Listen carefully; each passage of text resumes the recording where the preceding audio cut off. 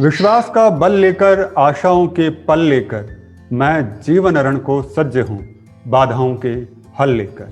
So we have to take it positively, इसको negatively लेने से कोई मतलब ही नहीं है। हमने इस चैलेंज को एक अपॉर्चुनिटी बना दिया है। ब्रह्मास्त्र का नुकसान ये भी तो है कि अगर वो सही हाथ में नहीं लगा तो वो नुकसान भी पहुंचा सकता है। Teachers were unaware, parents were unaware, students were totally unaware. शुरू कहां से किया और खत्म कहां होगा ये वो बच्चा जानता है या फिर उसका भाग्य जानता है। अब ये सब चीजें बहुत सबसाइड हो गई हैं। पाबंदियां इंसान को बुरी लगती हैं। Please be with your child.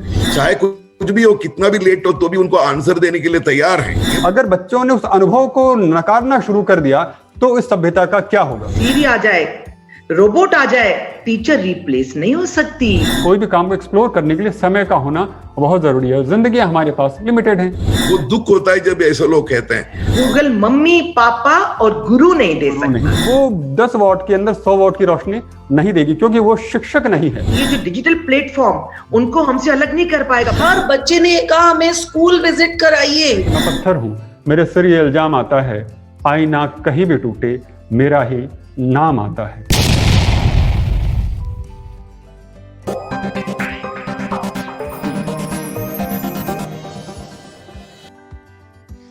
विश्वास का बल लेकर, आशाओं के पल लेकर, मैं जीवन रण को सज्ज हूं, बाधाओं के हल लेकर।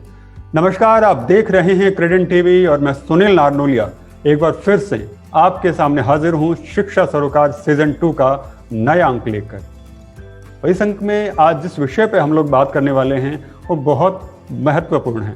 वैसे तो शिक्षा सरोकार का हर अंक अपने आप में बहुत सारा महत्व संजोए होता है, लेकिन आज का जो अंक है वो आने वाले युग को जिस तरह से दिशा दी जा रही है उसके संदर्भ में है। मैं पहले भी जिक्र कर चुका हूं कि कोरोना के इस कालखंड को कोरोना से पहले और कोरोना से बाद के युग के रूप में जाना जाएगा। उसकी वजह पहले भी खुलासा हो चुका है क्योंकि इस कोरोना ने हमारी बहुत सारी चीज़ें हैं, तरीके हैं, आहार हैं, विचार हैं, व्यवहार हैं, खान पान हैं, उनको बदल दिया है। ये बदलाव जीवन तक तो ठीक था, लेकिन जब ये हमारी शिक्षा व्यवस्था में भी शामिल हुआ तो लगा कि आज ये जो संकट गहराया है ये सिर्फ वर्तमान पर नहीं है, ये कहीं ना कहीं भविष्य के ऊपर भी अंकुश लगाने की कोशिश कर रहा है। उसकी वजह ये है कि मान लिया कोरोना तो वैक्सीन आएगी और दुरुस्त भी हो जाएगा, लेकिन समस्या ये रहेगी कि जो आदतें हमें पड़ जाएंगी, जो चीज़ें हमारी ज़िंदगी में शुमार हो जाएंगी, हम उन आदतों से पीछा कैसे छुटाएंगे? उन आदतों से पीछा छुटाएंगे कैसे? उस ज़िंदगी को क्या अपने पुराने ढर्रे पर लेकर आएंगे या नहीं लेकर आएंगे? हमारी ज़िंदगी जो अभी हम जी रहे हैं या कुछ समय पहले तक जी रहे थे, उसमें कितनी खामियां थी, कितनी अच्छाइयां थी, वो आने वाले समय में देखी जाएंगी। मैं इस बात को आज की शिक्षा, जैसे कि हमारे इस शो में कोशिश यही रहती है कि शिक्षकों के जरिए, गुरुजनों के जरिए इन समस्याओं का निराकरण करें। उसकी वजह ये भी मानता हूँ मैं, क्योंकि एक शेर मुझे ध्यान आता है कि मैं पत्थर हूँ, मेरे सिर ये इल्जाम आता है, आईना कहीं भी टूटे मेरा ही नाम आता है। उसकी वजह यह है कि समाज किसी भी तरह दिशा देगा या लेगा, उसको यही कहा जाएगा कि उस वक्त के शिक्षक, उस वक्त के जो गुरुजन वो इस तरह के थे और उन्होंने शिक्षाएं दी। क्योंकि हर कालखंड को उसके शिक्षकों के द्वारा दी गई शिक्षाओं के लिए ही याद किया जाता है। ये कालखंड था राम का, जब गुरु वशिष्ठ ने शिक्षा दी, तो वह आज तक हम लोग याद करते हैं। तो शिक्षकों को तैयार रहना चाहिए कि उनके शिष्य हर अच्छे और बुरे की जिम्मेदारी उन्हीं पर थोपने वाले हैं। तो पहले मैं उन शिक्षकों का अभिनंदन करना चाहूँगा जो आज की हमारी इस चर्चा में शामिल हो रहे हैं। मैं सबसे पहले स्वागत करता हूँ फादर एडवर्ड ओलिवेरा का, जो saint Anselm's senior secondary school Mansarovar के प्रिंसिपल हैं। आपका अभिनंदन करता हूँ मैं स्वागत करता हूं उषा शर्मा जी का, जो कि प्रिंसिपल हैं और निदेशिका हैं SRN इंटरनेशनल स्कूल की। उषा शर्मा जी, आपका स्वागत है। मैं स्वागत करना चाहूँगा मीतू शर्मा जी का, जो कि प्रिंसिपल हैं डिफेंस पब्लिक स्कूल की। मीतू शर्मा जी, आपका स्वागत है। Thank you. मैं आप लोगों के सामने जिक्र कर चुका हूँ कि आज का जो चर्चा है सारी हमारी, वो ऑनलाइन एजुकेशन के ऊपर बेस रहेगी कि ऑनलाइन एजुकेशन के एडवांटेजेस क्या हैं, डिसएडवांटेजेस क्या हैं। हम मानते हैं कि ऑनलाइन एजुकेशन की वजह से कहीं ना कहीं जीवन में एक फ्लेक्सिबिलिटी आई है। हम ये भी मानते हैं कि शिक्षा के जो दायरे हैं, जो ज्ञान की जो कहूँ संभावना को भी विस्तार मिला है। हम ये भी मानते हैं कि इसके जरिए हम दूर दराज बैठे लोगों से मिल पा रहे हैं। हम ये भी मान रहे हैं कि कहीं ना कहीं फाइनेंशियल एस्पेक्ट्स की हम लोग बात करें तो उसमें भी कुछ ना कुछ सस्तापन आएगा इस ऑनलाइन एजुकेशन के जरिए। लेकिन कहते हैं ना कि हर गुलाब अपने आप साथ में कुछ ना कुछ कांटे तो लिए फिरता ही है, तो इस गुलाब के साथ में भी कुछ कांटे हैं। आज हम उन कांटों पर चर्चा करना चाहेंगे कि वो कांटे क्या हैं और उन कांटों का समाधान कैसा हो। तो मैं सबसे पहला जो सवाल है वो लेकर फादर एडवर्ड ओलिवेरा की तरफ बढ़ना चाहूँगा। फादर, एक जो बात आती है कि पहले हम लोग एजुकेशन जो लिया करते थे उसमें एक सिस्टम होता था कि बच्चे स्कूल के अंदर आते थे, शिक्षकों से मिलते थे, उनसे बात करते थे, अपने सुख दुख की भी कहीं न कहीं शिक्षक जो भांप लेता था तो बच्चों को निर्देशित भी करता था कि आपको ऐसा करना चाहिए, आपको ये करना चाहिए। मेरा कहने का मतलब ये है कि एक मानवीय रिश्तों का विकास होता था। लेकिन अब ये शिक्षा मशीनों के जरिए दी जा रही है और मशीनों में आप और हम सब जानते हैं कि भावनाएं नहीं होती, भाव नहीं होते। तो आपको नहीं लगता कि अगर इसी तरह से मशीनों के जरिए शिक्षा दी जाती रही तो आने वाले समय में मनुष्यता पर खतरा आ सकता है? मैं क्या सोच रहा हूं कि आप जो कह रहे हो बिल्कुल सही है। और हम सभी जानते हैं कि जो कोरोना का जो आया है, ये हम लोगों ने सोचा नहीं था। अभी अपना दिसंबर आ रहा, लास्ट ईयर दिसंबर के टाइम पर किसी ने भी नहीं सोचा था। तो ये एक प्रकार से ऐसी चुनौती है जो उसको हम मना नहीं कर सकते, हम कुछ कर नहीं सकते पूरे, ना केवल यहाँ पर, पूरे संसार में। So we have to take it positively. इसको नेगेटिवली लेने से कोई मतलब ही नहीं है। अगर हम नेगेटिवली लेने लगेंगे तो उसमें बहुत कुछ है जो आप कह रहे हो, जो कि मतलब संबंध जो टीचरों के बीच में और बच्चों के बीच में होना चाहिए वो, और जो बच्चों के बीच में जो होना चाहिए, जो मुलाकात बच्चों की होती थी, वो सब बंद हो चुका है और उसका असर बच्चों पर बहुत ज्यादा पड़ रहा है। आज भी बच्चे चाहते हैं कि स्कूल वापस जाएं। फादर ने बड़ी अच्छी सी बात कही, लेकिन मैं एक अगला सवाल लेकर फिर उषा शर्मा जी की तरफ बढ़ना चाहूंगा। उषा मैडम, फादर ने अभी जो बात कही कि तकनीक के साथ में हमें जीना तो सीखना ही होगा और हमारे पास में दूसरा कोई रास्ता है भी नहीं। तकनीक के साथ जीने में हमें कोई बुराई नजर आती भी नहीं, लेकिन एक जो मानवीय व्यवहार में सबसे बड़ा अंतर आ रहा है वो आ रहा है सेंस ऑफ आइसोलेशन का। इस पे किस तरह से लगाम लगाई जाए? आपको क्या लगता है कि बच्चों को सेंस ऑफ आइसोलेशन से दूर करने के लिए क्या किया जा सकता है? देखिए, टीचर अपने आप में काउंसलर का रोल प्ले करती है और ये हर टीचर जानती है कि नेगेटिविटी को पॉजिटिविटी में कैसे उसको ट्रांसफॉर्म करें। तो हमने इस चैलेंज को एक अपॉर्चुनिटी बना दिया है। डिस्टेंस एजुकेशन तो पहले भी होती आई है, आप सुनिए, इवन ऑनलाइन एग्जामिनेशंस पहले से भी होते आ रहे हैं, उसमें कोई प्रॉब्लम नहीं है। अब जो ये कोविड का टाइम है ये हमारे हाथ में नहीं है, लेकिन सारे टीचर्स बच्चों से जुड़े हुए हैं और आइसोलेशन वाला ये ऐसा एनवायरनमेंट जो है ना वो आने ही नहीं दे रही है। आप सोचिए, डेली जो सेशन चल रहे हैं उनमें बच्चों को बताया जा रहा है कि how to attend this sessions, how to go for this eye exercise, how to go for the neck and shoulder exercise. Even हम तो मेंटल हेल्थ पे भी काफी सारे, हर स्कूल्स में हर टीचर्स मेंटल हेल्थ पे भी वेबिनार ऑर्गेनाइज करवा रही है उनके लिए। और मैं तो बल्कि ये चाहूंगी जो एक अपॉर्चुनिटी बन के आई है, इससे बच्चे काफी सीख रहे हैं। पहले इवन पेरेंट्स, उनको भी इतना नॉलेज नहीं था, अब पेरेंट्स वो भी डिजिटली बहुत स्ट्रांग हो रहे हैं। आप मदर को देख लीजिए, फादर को देख लीजिए, बच्चों के साथ बैठ रहे हैं और अप्रिशिएट कर रहे हैं कि किस तरीके से टीचर बच्चों को नॉलेज डिलीवर कर रही है। टीचर्स भी एक्सपर्ट हो रही हैं आईसीटी में और बच्चे भी एक्सपर्ट हो रहे हैं।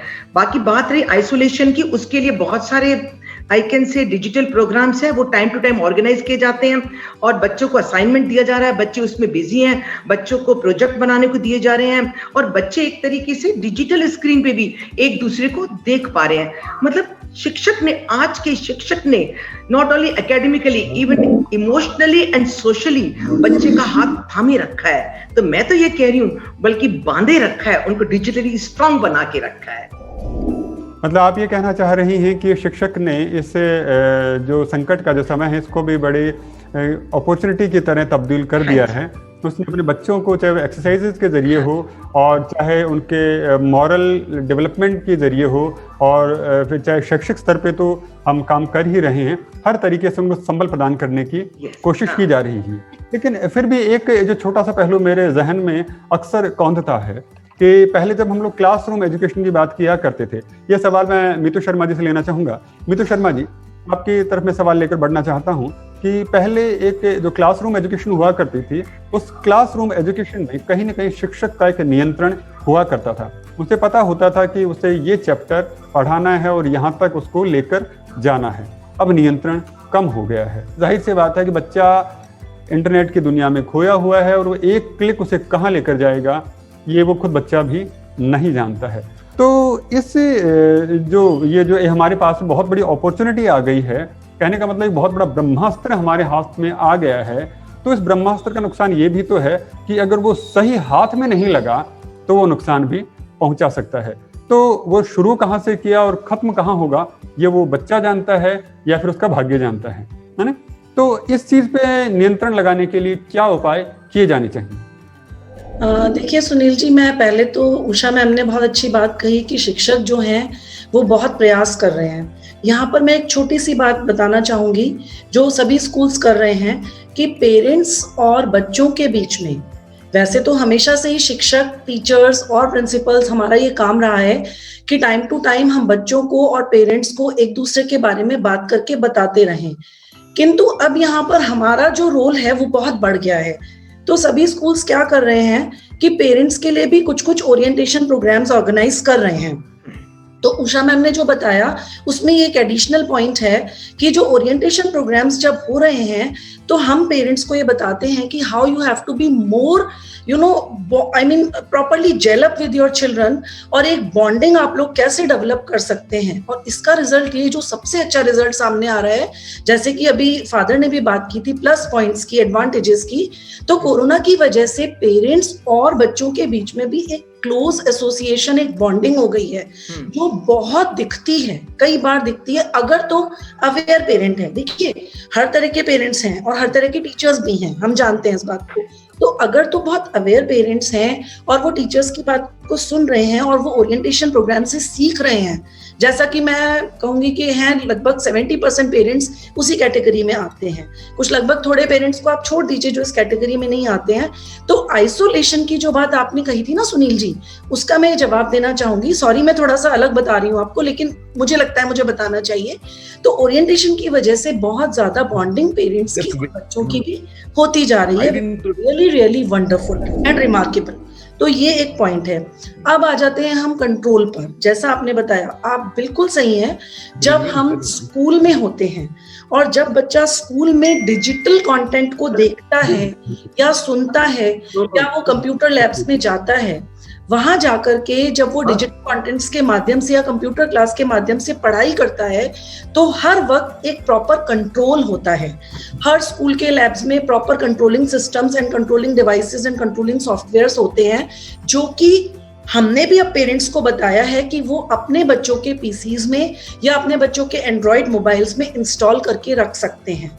अब देखिए जहां तक कंट्रोल की बात है, क्योंकि टीचर दूर बैठ करके पढ़ा रहा है, जैसे कि अभी हम एक वेबिनार कर रहे हैं, हम बात कर रहे हैं, हम दूर बैठे हैं, टीचर दूर बैठ करके पढ़ा रहा है, तो टीचर का कंट्रोल किसी हार्डवेयर पे या सॉफ्टवेयर पे नहीं हो सकता है। लेकिन अगर टीचर इन चीजों के लिए एक प्रॉपर क्लास पेरेंट्स की भी ले लें, जैसा हम सब कर रहे हैं, स्कूल्स कर रहे हैं, तो वो उनको बताएं कि भाई आप लोग ये कंट्रोलिंग मेजर्स अडॉप्ट करिए और थोड़ा सा एक सीक्रेट और साइलेंट विजिल के थ्रू इस चीज का कंट्रोल रखिए कि आपका बच्चा क्या देख रहा है और क्या उसे देखना चाहिए और क्या उसे नहीं देखना चाहिए। तो डेफिनेटली मैं आपको बताऊं बहुत हद तक ये कंट्रोल हो रहा है। अच्छा, शुरू में क्या हुआ, जब हम लोगों ने क्लासेस शुरू करी थी, it was such a big challenge because teachers were unaware, parents were unaware, students were totally unaware.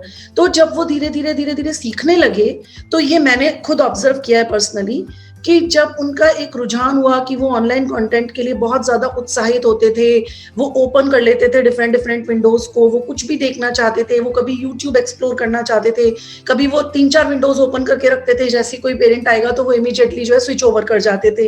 तो वो चीज का, ये मैं आपको अपने personal experience as a parent भी बता रही हूँ, because I am also a mother of a child who is in grade 11th। तो ये मैं नोटिस कर रही हूँ कि जब वो बच्चा, पहले तो वो बहुत क्यूरियस होता था, इंक्विजिटिव होता था, तो वो ये सब करता था। अब ये सब चीजें बहुत सबसाइड हो गई हैं, क्योंकि बच्चों को ये समझ में आता जा रहा है कि भाई हमें पढ़ाई करनी है, ऑनलाइन के अलावा कोई विकल्प है नहीं।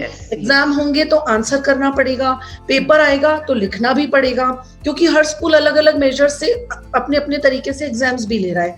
तो या तो उन्हें अपना जो है कंटेंट क्लासरूम में डालना है, या तो उन्हें अपना कंटेंट जो है व्हाट्सएप करना है, या तो वो यूट्यूब चैनल्स के थ्रू शेयर करना है, इन व्हाटएवर वे। तो मुझे ये लगता है कि कुछ हद तक चीजें कंट्रोल हुई हैं, अपने आप भी हुई हैं, बच्चों में अपने आप भी अवेयरनेस आई है, और पेरेंट्स को जब स्कूल ने और टीचर्स ने गाइड किया है तो उन्होंने भी सुना है। अब इसमें भी कुछ 1% ऐसा हो सकता है, कुछ 1% जो कि इसको फॉलो नहीं कर पा रहा है, तो यहाँ पर पेरेंट्स का रोल थोड़ा सा बढ़ जाता है।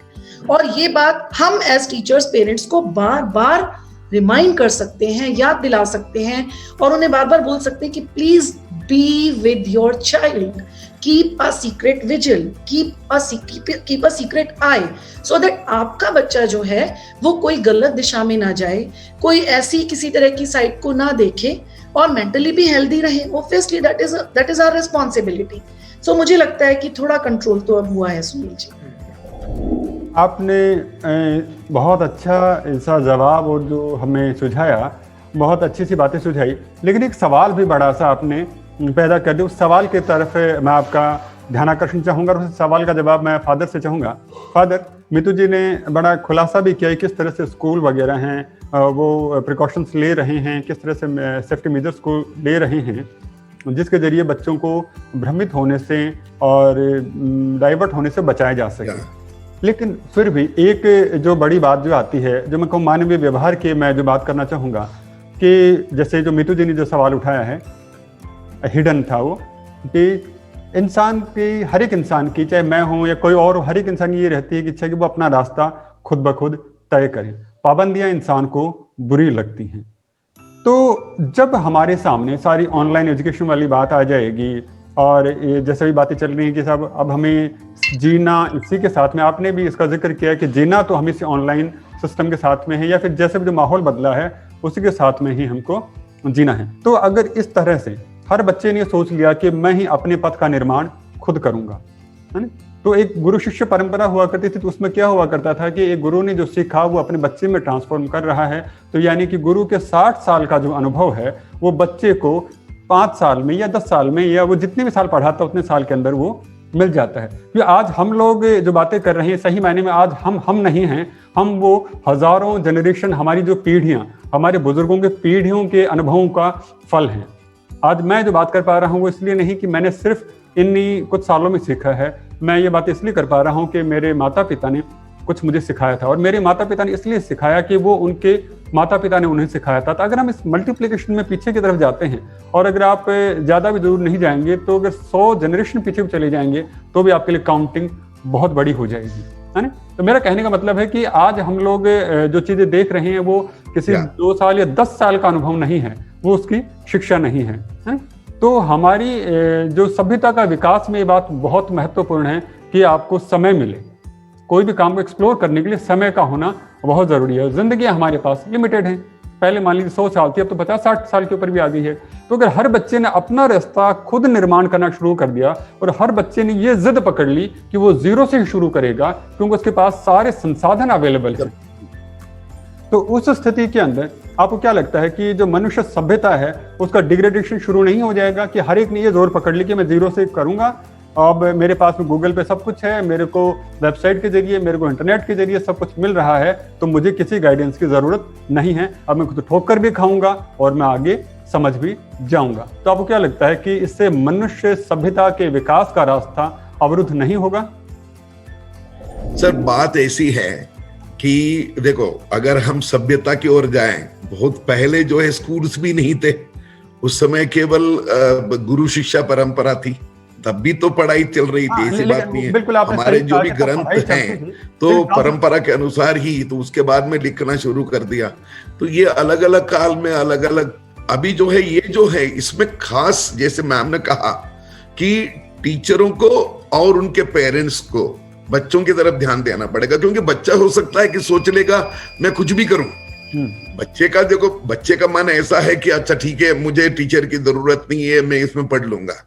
लेकिन अगर जब तक पेरेंट्स वहां पर ध्यान नहीं देंगे कि क्या हो रहा क्या नहीं हो रहा है, बच्चा क्या समझ रहा, ये जरूरी है। क्योंकि पेरेंट्स ही समझ सकते हैं, क्योंकि आजकल क्या हो रहा, कहीं कहीं तो पेरेंट्स भी तो ऑनलाइन काम कर रहे हैं, घर पर पापा भी काम कर रहे हैं, मम्मी भी काम कर रही है। सवाल को शायद हो सकता समझा नहीं पाया था। मेरा सवाल जो था वो ये था कि हर एक बच्चे ने ये जिद पकड़ ली कि मैं पुराने अनुभवों को काम में नहीं लेऊंगा और अपने अनुभव खुद लेऊंगा, मैं जीरो से शुरू करूंगा। यानी मैं आज जो भी खड़ा हूं, मैं मेरे जो पुरानी हजारों पीढ़ियां कह लीजिए, जो पीढ़ियां हैं उनका फल हूं। और अगर मैं ये कह देता कि साहब मैं उनके एक भी अनुभव को नहीं लूंगा अपने जीवन के अंदर, तो आप क्या मानते हैं कि मैं इन सालों में जो कर पाया वो कर पाता? जरूरी है कि मुझे वो अनुभव मिला तब मैं इतना जल्दी इतना सब कुछ कर पाया, है ना? तो मैं सिर्फ इतना से जानना चाहता हूं कि अगर बच्चों ने उन अनुभवों को दरकिनार करना शुरू कर दिया, क्योंकि अब उनके पास गूगल है, जो बाकी इंटरनेट है, जो सारी दुनिया उन्हें दिखाने को तैयार है, उन्हें लगता है क्लिक की और सब कुछ समझ में आने को तैयार है। और मैं इस बात से इनकार नहीं करता कि बच्चों का बौद्धिक विकास की बात कर रहा हूँ, अनुभव की बात मैं नहीं कर रहा हूँ कि हमसे कहीं ज्यादा है। वो नॉलेज में हो सकता है कि जो मोबाइल मुझे नहीं चलाना आता हो, मेरा बच्चा मुझसे ज्यादा अच्छे से जानता हो, लेकिन उस मोबाइल का उससे मोबाइल का प्रयोग कहाँ और कैसे करना है, ये बात तो अनुभव से समझ में आएगी ना। तो मैं उस बात की तरफ इशारा कर रहा हूं कि अगर बच्चों ने उस अनुभव को नकारना शुरू कर दिया तो इस सभ्यता का क्या होगा?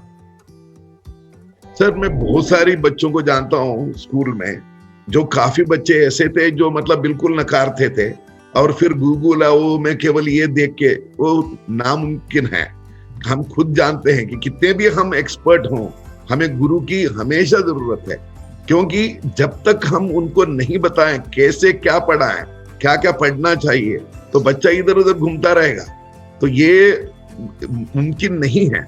इसीलिए तो पढ़ाई की बहुत जरूरी है कि जब तक टीचर उसको नहीं समझाएंगे कि बेटा ये पढ़ो और उसके अनुसार, तो उसको यू नीड अ गाइडेंस। हाँ, तो यही मेरा सवाल था कि उसे गाइड करेंगे, उसे गाइड कैसे करेंगे आप, किस तरह गाइड करने के लिए देखो, खास तौर पर टीचरों को भी, वैसे तो टीचर कोई, जैसे मैं हमने बताया, कोई एक्सपर्ट्स नहीं थे, या उनको तो ये जब उन्होंने बीएड किया था ये नहीं समझाया था।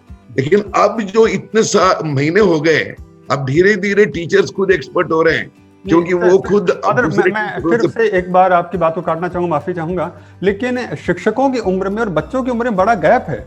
मैं यहाँ पे जो बात बार बार मैं ध्यान आकर्षण कर रहा हूँ, वो इस बात, उस अनुभव और उस एज की तरफ ही तो कर रहा हूँ कि उनकी उम्र कच्ची है ना, उनकी उम्र कच्ची है। शिक्षकों ने इसलिए सीख लिया, सही दिशा में इसलिए चले गए, उनके पास एक अनुभव थे, उन्हें पता था कि उन्हें इस नेट का दुरुपयोग नहीं करना है, उन्हें इसको इस तरह से ही यूज करना है। क्योंकि उनके कंधों पे जिम्मेदारियां थी, बच्चे उन जिम्मेदारियों से मुक्त हैं। तो उसी अनुभव की ही चर्चा चल रही कि वो हम किस तरह से विकसित करें अपने बच्चों के बीच। देखो, खास तौर पर बच्चों के, टीचर का मतलब क्या है? ड्राइवर का मतलब है तो बस चलाना है, तो वही तो जानता है कैसे किस हद तक चलाना है। टीचर भी जानता है, हर टीचर एक जैसा नहीं है, लेकिन टीचर समझते हैं कि अगर छोटे क्लास में हम पढ़ा रहे हैं तो क्या पढ़ाना है, बड़े क्लास में पढ़ा रहे हैं तो क्या पढ़ाना है। और हर बच्चे को टीचर जानता है क्लास में, क्योंकि ये बच्चे को क्या समझ में आया, क्या समझ में नहीं आया। इसीलिए मैंने क्या कहा कि खासतौर पर बच्चे भी आजकल पूछते हैं, ऐसी बात नहीं। और हमारे टीचर इतने अच्छे हैं कि चाहे कुछ भी हो, कितना भी लेट हो, तो भी उनको आंसर देने के लिए तैयार हैं। ये बहुत बड़ी, मैंने हर स्कूल में देखा। क्योंकि कभी कभी ये लोग जो कहते हैं कि ये धंधा कर रहे हैं वगैरह, उनको ये समझ में नहीं आता। हम लोग जो टीचर जो हैं वो कोई धंधे के लिए काम नहीं करते हैं, हम लोग अपने दिल से काम करते हैं। ये बात कभी कभी मुझे बहुत दुख होता है जब ऐसे लोग कहते हैं, और इसलिए करते हैं ताकि मतलब अपने बच्चों को जो भी हमने पैदा किया हुआ ना हो, वो हमारे बच्चे हैं, उनकी मतलब जो पढ़ाई रुक नहीं जाए। दूसरी चीज तो रुक सकती है, मैं बड़ा हो गया, मुझे 1 साल, तो यही मेरा वो सवाल था उस वक्त की जिंदगी मशीनी होती जा रही है कि हम लोग उस रिश्तों से, उस एहसास से, स्पर्श से परे होकर चीज सीख रहे हैं, तो उनमें भावों की कमी आ रही है। तो यही था कि उसको किस तरह से इस गैप को इसको कैसे पाटा जाएगा May I take this call, Sunil ji? बताइए। इतना अच्छी तरीके से फादर एडवर्ड ने इस चीज को हाईलाइट किया और मीतू मैम ने भी किया कि हम उनको टाइमली सब तरह की इंफॉर्मेशन दे रहे हैं। सबसे पहली बात है, गूगल में कितनी भी इंफॉर्मेशन आ जाए, सीरी आ जाए, रोबोट आ जाए, टीचर रिप्लेस नहीं हो सकती। मैं आपको बता रही हूँ, बच्चे इतने ज्यादा वो बात कर रहे हैं कि want to come to school. और आप सोचिए, पहले सारी एक्टिविटीज स्कूल के ऑडिटोरियम में होती थी, पेरेंट्स उसको नहीं देखते थे। अब क्या है, राखी से पहले, ईद से पहले, गुरु नानक जयंती से पहले मैसेज जा रहा है, please you send something in respect of this celebration of this particular event. अब बच्चे क्रिसमस को याद कर रहे हैं कि स्कूल में हम सेलिब्रेट करते थे। तो कभी भी चाहे गूगल आ जाए, कितना भी इंटरनेट नॉलेज से भरा हो जाए, टीचर का प्लेस कोई नहीं ले सकता। बिकॉज लाइव टीचिंग में क्या हो रहा है, टीचर कनेक्टेड है, आई कांटेक्ट हो रहा है बच्चे का, तो बच्चा इमोशनली जुड़ा हुआ है। हमारे देश की टीचर्स ने उनको जोड़ रखा है अपने से। तो इस चीज का हमें बिल्कुल भी डर नहीं होना चाहिए कि जो whatever experience they learn from their parents and from the gurus, it will continue generation after generation.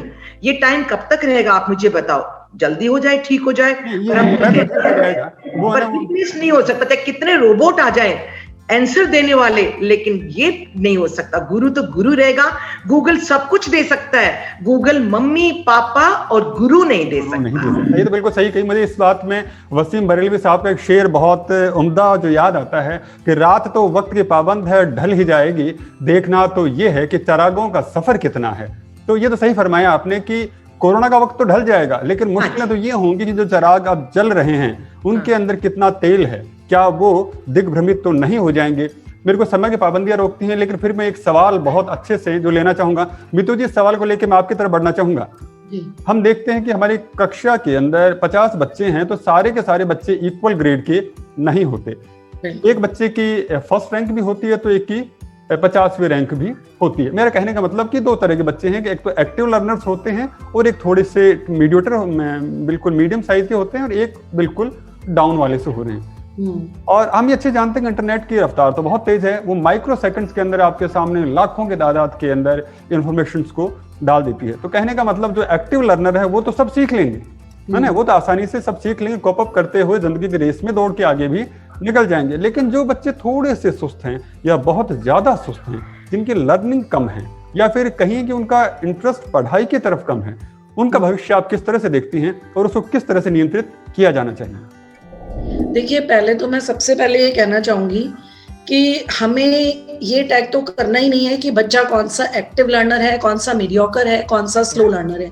बच्चे सब एक जैसे हैं और हर बच्चा अपने आप में वो आपके और मेरे करने से होगा भी नहीं। वो आपके मेरे करने, वो बातें तब तक सही थी जब तक कि बच्चा हमारे सामने था, हम क्लासरूम में पढ़ाई करते थे और मेरे सामने 50 बच्चे होते थे, तो मैं सबसे एक एक कनेक्शन कर सकता था। आज बातें वहां नहीं, आज बातें तकनीक के हाथों में है। आपके और उस बच्चे के बीच में तकनीक है, तो तकनीक तो इस बात को देखेगी कि बटन किसने तेज दबाया है। तकनीक तो इस बात को देखेगी कि मेरी जो धारा, जो मतलब कहने का मतलब कि इलेक्ट्रिसिटी जो बह रही है, उसका बटन किसने तेज दबाया है और कितने वॉट का बल्ब लगाया है। वो 10 वॉट के अंदर 100 वॉट की रोशनी नहीं देगी, क्योंकि वो शिक्षक नहीं है। शिक्षक की कमी उस तकनीक के अंदर है। तो मैं यही जानना चाह रहा हूं कि आपके और मेरे नजरअंदाज कर देने से ये बात मिट नहीं जाएगी, वो तकनीक तो करेगी, बिल्कुल करेगी। लेकिन मैं आपको यहाँ पर ये बताना चाहती हूँ कि यहाँ पर फिर हम वही बात करते हैं कि शिक्षक की भूमिका बहुत अहम है, बहुत इंपॉर्टेंट है। चाहे वो ऑनलाइन टीचिंग कर रहे हैं, चाहे वो फिजिकली क्लास में पढ़ा रहे हैं, हर शिक्षक को, एक अच्छे शिक्षक को ये हमेशा और सदैव पता होता है कि मेरी क्लास में यदि 50 बच्चे हैं तो मुझे किस बच्चे पर ज्यादा फोकस करना है।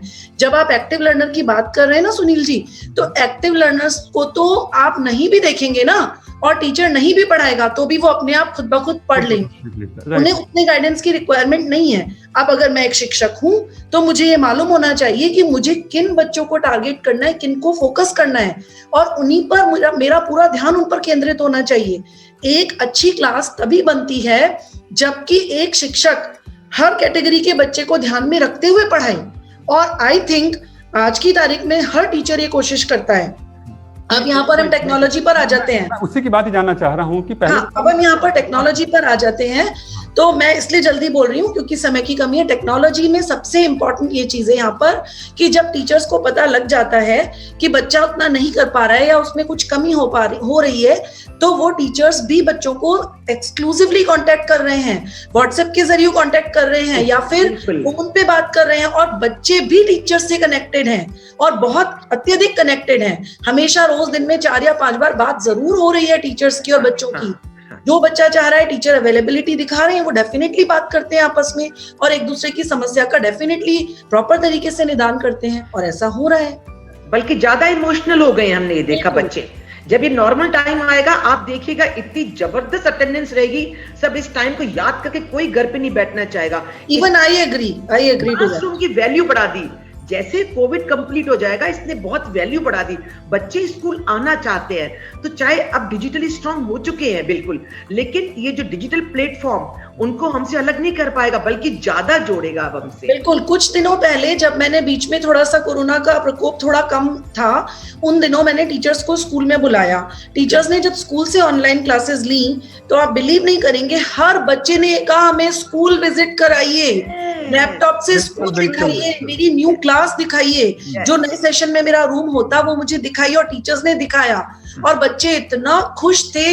दे met me, they brought the laptop to my office, they spoke to me in my office, they were so happy to see their teachers in the school. यही बातें मैं जानना चाह रहा था कि उस आइसोलेशन से बचाने के लिए, सेंस ऑफ आइसोलेशन जो क्रिएट हो रहा है उससे हाँ फादर, आप कुछ बोलना चाह रहे हैं, बताएं। मैं कुछ थोड़ा सा हटके में बात करना चाहता था। इसमें एक बात है, क्योंकि हम जो अभी टेक्नोलॉजी वगैरह यूज कर रहे हैं, और तो ये रहेगा, चाहे आज कर रहे हैं कल कर रहे हैं। एक बात ये है कि जो क्लासेस चल रहे हैं, इसके बीच में हम उसको एक गैप दे रहे हैं, तो पेरेंट्स को और बच्चों को भी याद रखना पड़ेगा। क्योंकि पहले क्या होता था, हर क्लास के बीच में उनको बात करने का टाइम मिलता था, बाहर गेम्स का टाइम मिलता था, वो नहीं मिल रहा है। ये पेरेंट्स को याद रखना चाहिए कि उनको sufficient time should be given to them, so that they can, वो थोड़ा टहल सकते हैं, थोड़ा म्यूजिक सुन सकते हैं। ये अगर बिल्कुल ही अवॉइड करोगे तो वो पागल हो जाएंगे। ये नहीं करना चाहिए। और उनका खान पान भी, उधर भी थोड़ा सा ध्यान।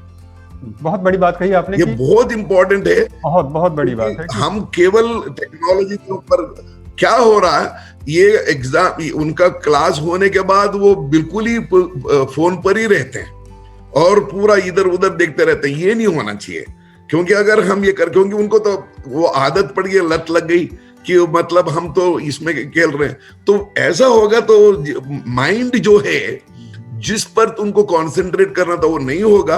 तो इसलिए it is necessary to divert your attention into some other activities. इसके वजह से तो हम डांस का भी क्लास दे रहे हैं, हम उनको तो दूसरे फिजिकल एजुकेशन का भी दे रहे हैं इसके वजह से। लेकिन यहाँ पर पेरेंट्स का बहुत अच्छा रोल है, उनको बोलना पड़ेगा बेटा, और खाना भी सही खाना चाहिए, क्योंकि खान पान इस समय हमें ये नहीं कि वो ज्यादा एक्टिविटी नहीं है, खान पान की जरूरत नहीं है, मेंटल जब ये यूज होता है तो वो भी जरूरत है, ये हमें याद रखना चाहिए।